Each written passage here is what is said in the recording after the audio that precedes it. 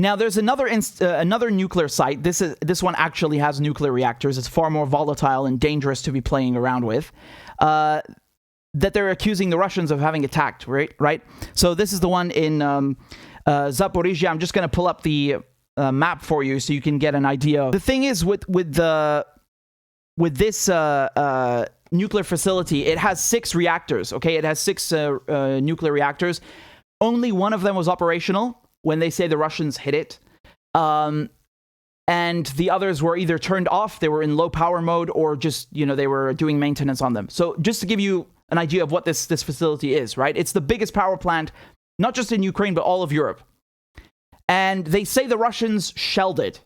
Okay, so I'm assuming what most people understand by that, they imagine a T-90 Russian tank firing a shell at this giant nuclear reactor. That's not how it works, and that's not what happened.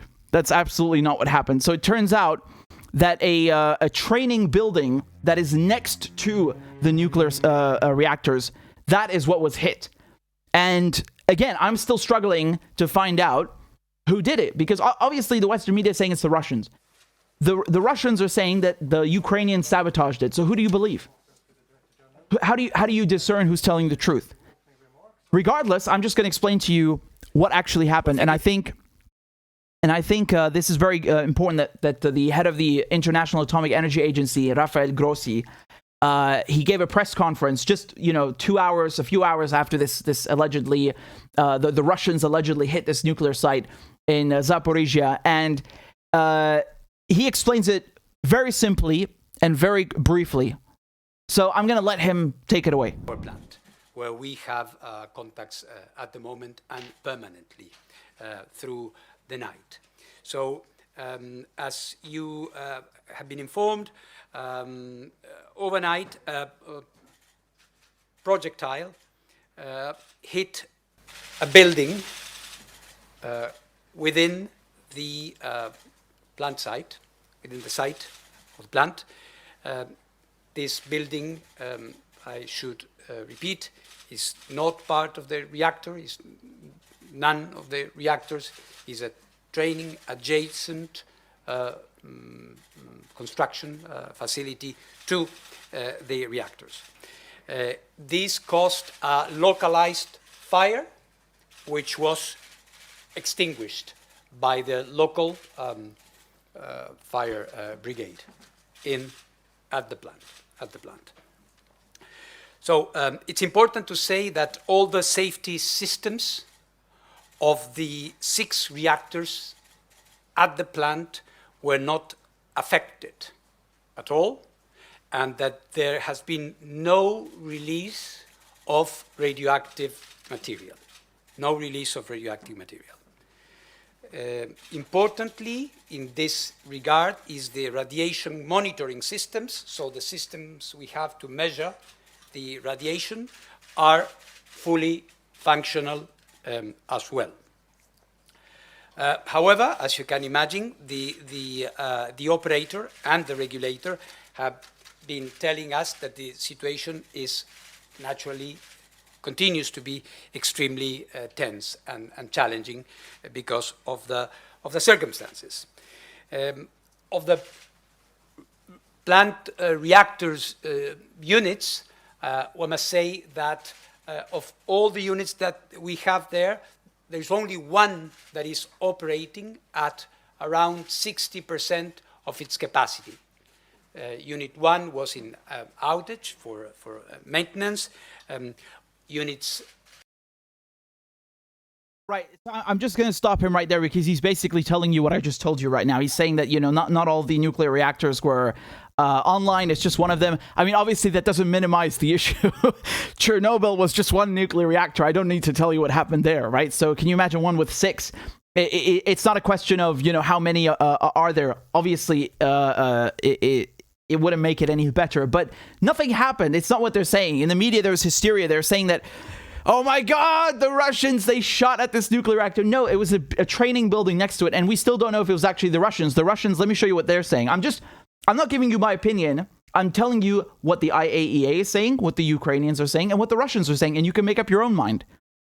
Everything I'm showing you is factual. And I'm telling you both sides of the story, actually three sides. The IAEA is supposed to be impartial, and they're in contact with the facility, actually with all nuclear facilities. So let me just show you, this is a video posted by the Russian mission in Vienna, so the Russian embassy. And let me show you what their response to all of this was. Take a look. Do you see what they've written down there? The Russians are saying the fire was caused as a sabotage by the Ukrainian military. That's what the Russians are claiming.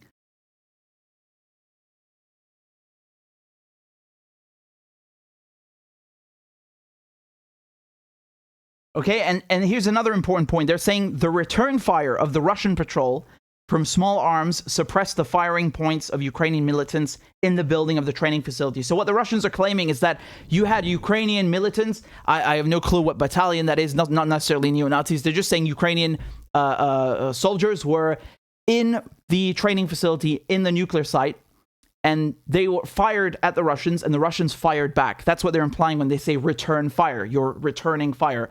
So the Russians are saying that they sabotaged the site, and they fired at Russian forces, and the Russians shot back using small arms. Okay? That's what they're implying here, if I'm not mistaken. I mean, you can see the text for yourself.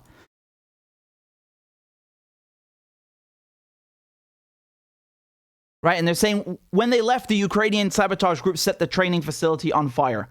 I'm assuming it's supposed to be a false flag, right? Let's go blame the Russians. So that video, I mean, you can't see anything, but I'll show you. I'll try and show you a video anyway. This is a tweet from the IAEA. They're saying that the Ukraine regulator tells the IAEA there has been no change reported in radiation levels at the Zaporizhzhia nuclear power plant site. Okay, so that's exactly the same thing that Grossi said. And you can see here he's holding... he's basically just giving a presentation, whatever. It's the same thing, right? So I wanted to show you just very briefly this CCTV footage. Russian so you military can see, forces. So you can see what's going on. It looks like flares to me. You know, you saw these very brightly lit objects. Yeah, there you go. That looks like a flare to me. You know, usually, I mean, this even in World War I, they had flare guns, right? You fire them into the air and it just lights up an area. I'm not sure who was firing that. Flare guns don't really do any damage. I haven't seen anyone claim that that's the issue. And again, I'm just speculating that's what it looks like, but you don't really see much else. You can see in the middle some tanks and what looks like a convoy there, but it really doesn't prove anything either way. It doesn't prove that the Russians started shooting first, or the Ukrainians for that matter. So again, I'm going to leave this one unresolved. But what I would like to point to is the hysteria, because I think that's kind of dangerous when you're telling people that, you know, a fucking nuclear disaster that is bigger than Chernobyl just happened. I mean, that's not a joke. You know, that's absolutely not a joke. And that's what the Ukrainians were saying. And obviously that's not what happened. Again, that's not me saying that. That's the International Atomic Energy Agency. Let me play you very quickly this clip from the Ukrainian President Zelensky while this was happening, and you can take a look at what he was saying. Зараз російські танки розстрілюють атомні блоки. Це до всіх українців, до всіх європейців, до всіх людей, хто знає слово Чорнобиль, хто знає, скільки горя і жертв приніс вибух на атомній станції. Це була глобальна катастрофа. З її наслідками боролися сотні тисяч людей. Евакуювали десятки тисяч людей. Говоріть своїм політикам. Російські війська обстрілюють атомну станцію в Україні. Запорізьку атомну станцію. Місто Енергодар. Там 6 енергоблоків. 6. В Чорнобилі вибухнув 1 енергоблок. Ми зв'язалися з нашими лідерами, з партнерами. Я говорив вже з Шарлем Мішелем, Шольцем, говорив з Дудою, говорив з президентом Байденом. Ми зв'язалися з головою МАГАТЕ Гросі, також з прем'єр-міністром Джонсоном. Ми всіх попереджаємо. Жодна держава, окрім Росії, ніколи. Oh, he's funny, man. Do you see what he said there? No country has ever shot at nuclear blocks except for Russia. I knew I was forgetting something. You know, I knew I wanted to tell you guys something, and there was something on the tip of my tongue, and I was like, what was it again? This is exactly it. This is the bullshit. That's such a lie. That is such a lie. Okay, let's rewind a second. Israel regularly bombs nuclear facilities. It's not even a joke, right? And it's not even just Iran. I think I can think back to 1981. Actually, both Iran and Israel bombed an Iraqi nuclear facility in 1981 because Iran was at war with Iraq, right? Iraq was backed by the US at the time, and the French had helped Saddam build this nuclear reactor, and they said that it's purely civilian. There's no way it can be used for military. It doesn't matter. I'm just letting you know. And either way, even if it's a civilian nuclear plant, you could still have radiation and contamination regardless. So my point is that both the Iranians and the Israelis bombed an Iraqi nuclear facility, the same one, in 1981. And then I think it was in 2007, the Israelis, they bombed what they allege was a nuclear reactor in Syria. I've never even heard of Syria having a nuclear program, but that's what the Israelis claim. And then, of course, I don't need to tell you that, Christ, I can't even keep up. Like 2010 to 2012, I think you have 4 Iranian nuclear scientists who are killed. Yes, that's not the same thing, but afterwards, in the same year, in 2010, they sabotaged the centrifuges in the Cascades at Natanz nuclear facility, right? So that was a joint Mossad CIA operation, and they developed a virus called Stuxnet that would take over the logic controllers and make the centrifuges spin. I think it's 3 times the speed and break. And so they didn't bomb it, but they attacked it. They attacked a nuclear facility at Natanz in Iran, and then a few years later, so this is I think 2021. Right? I mean, it's just last year. They bombed Natanz again. There was some explosion there. And then they also hit Natanz with a blackout. So they took out the power grid, causing a power failure at the Natanz power plant. And then they bombed the facility at Karaj. And, that's what the IAEA has been complaining about. They've been saying, well, you need to let us replace our cameras, and you're stalling, and what is Iran doing? And yeah, but you haven't condemned the Israelis for destroying the camera in the first place. Iran didn't blow that up. The Israelis did, and you don't say anything about them. The Israelis have an entire nuclear arsenal, and no one gives a shit, right? So when he says this is the first time a country has shot at nuclear blocks or he's implying a nuclear plant. It's not true. That's absolutely not true. That's just a lie. But I understand people who say that, to be fair, Israel is not a country. You got me there. I'll let him continue. Атомні енергоблоки. Вперше в нашій історії, в історії людства, держава-терорист вдалася і до ядерного терору. Yeah, no, that's just not true. I'm sorry, it's just not true. Російські пропагандисти погрожували всім, ми пам'ятаємо, засипати світ ядерним попелом. І ми не знаємо, чим закінчиться пожежа на станції, коли буде вибух, або коли його не... Look what he's saying, we don't know when the explosion will happen. What explosion? There was no explosion. What is he talking about?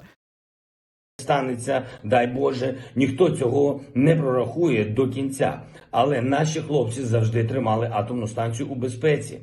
Щоб не було провокацій, щоб хто не міг цю станцію захопити, замінувати і шантажувати потім ядер. You get the idea. Look, I'm not gonna... Let's be clear about something. I understand it. It's, I understand. I get it. It's a nuclear site. I get it. You see shit happening there. It sets off alarm bells, literally and figuratively. But I feel like they kind of exaggerated it a lot. They were saying, even until now, they say Russia shelled a nuclear site. Well, no, it was a training building, and we don't even know if they shelled it. The Russians say it was small arms. So that doesn't mean shelling, right? Shelling means artillery, mortars, small arms. That's something else. So again, you can. I'm just telling you what happened. You can choose to believe whichever side of the story you want, but rest assured, no, there was no contamination. All of the equipment is okay. Everything's fine, thankfully. And I think we can all be glad that it stayed that way. We don't need another Chernobyl or I'm not even sure if I'm pronouncing the name right. You'll have to forgive me, those of you who are fluent in Russian or Ukrainian. I apologize for saying the name horribly wrong. I usually try to get it right, but you'll have to give me a pass this time. Anyway, I'm glad nothing bad happened, but I just thought it's interesting to point out to you the hysteria of it, right? So we're okay. Thankfully, everything is okay.